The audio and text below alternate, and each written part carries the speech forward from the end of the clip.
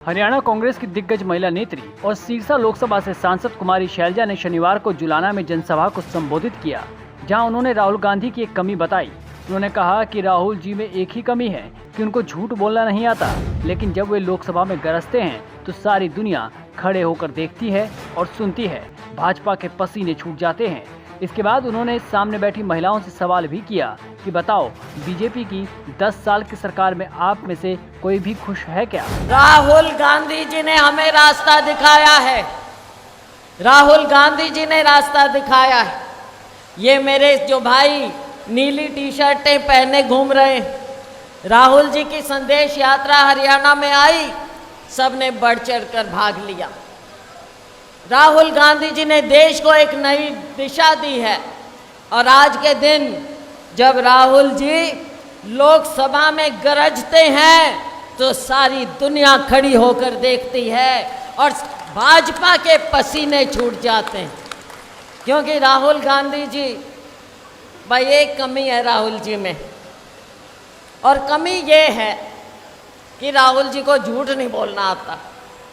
झूठ नहीं बोल सकते भाई। जिंदाबाद जिंदाबाद गांधी जिंदाबाद।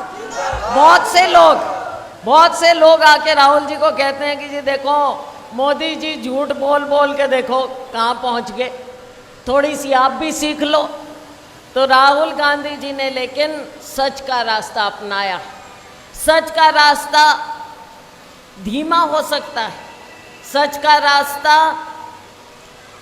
रास्ता थोड़ा सा मुश्किल हो सकता है, लेकिन सच्चाई हमेशा सच की होती है, जीत हमेशा सच की होती है। तो सच्चाई ने तो जीतना है साथियों, मेरी बहनों, मेरे भाइयों।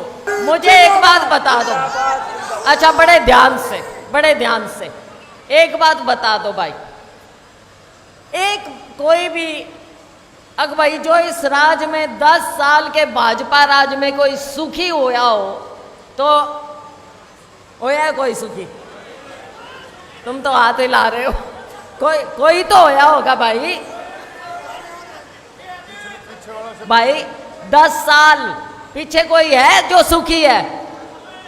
शैलजा ने आगे कहा कि ये जो लड़ाई हम सब भाजपा के खिलाफ लड़ रहे हैं, ये आम इंसान की लड़ाई है। इस लड़ाई को अंजाम तक आप लोगों को 1 अक्टूबर तक पहुंचाना है। 4 अक्टूबर को जब नतीजा आएगा तो आप लोग दिखा दीजिएगा कि हरियाणा में कांग्रेस की सरकार आ गई और भाजपा बाहर चली गई। ये लड़ाई, सच की लड़ाई, 1 अक्टूबर को अंजाम आप लोगों ने देना है इस लड़ाई में।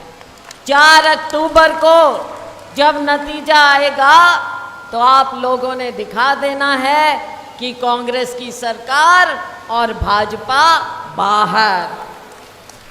कांग्रेस पार्टी जिंदाबाद। 10 साल का कुशासन, 36 बिरादरी, मेरे दलित भाई बहन, मेरा मजदूर, मेरे किसान भाई, मेरा ये दुकानदार, छोटे दुकानदार, लघु उद्योग वाले, ये मेरे नौजवान जो बच्चे पढ़ कर मेहनत कर के इम्तिहान देने के लिए जाते हैं, कोई सुखी नजर नहीं। मेरी आशा वर्कर, मेरी आंगनवाड़ी वर्कर, सहायिका, कोई खुश नहीं। मेरे ये कर्मचारी, कोई खुश नहीं। किसान की तो जो दुर्गति हुई है, कहा था आमदनी दुगनी करेंगे, दुगनी नहीं दुर्गति हो चुकी है किसान की। और गरीब आदमी को तो हाथ में कटोरा दे दिया भाई, अगर भाई 5 किलो अनाज ले और खुश रहो। क्या गरीब को काम नहीं चाहिए? क्या गरीब के बच्चे पढ़कर नौकरी ना करें? स्कूल में भेजना के मन बनाते हैं तो स्कूल बंद कर दिए जाते हैं। परीक्षाओं में जाते हैं तो पेपर लीक हो जाते हैं।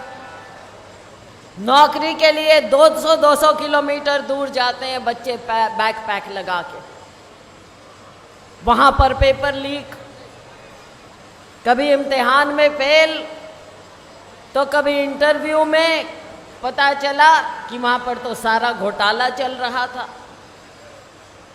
सारी बातें हमारे बच्चों को मैं देखती, सुबह सुबह दौड़ लगाते कि फौज में भर्ती होंगे, देश की सेवा करेंगे। माँ बाप अपनी माएँ बच्चों को कि देश की सेवा करने जाओ, सेना में भर्ती हो। कहाँ रह गई वो भर्ती? कह दिया अग्निवीर बनाएंगे, 5-7 साल नौकरी करो, फिर आ जाओ और फिर क्या करो? चौकीदारी। साथियों, ऐसी सरकार हमारे नौजवानों के भविष्य के साथ जो खिलवाड़ करती है, क्या ऐसी सरकार चाहिए हमें? ऐसी सरकार के दिन लद गए।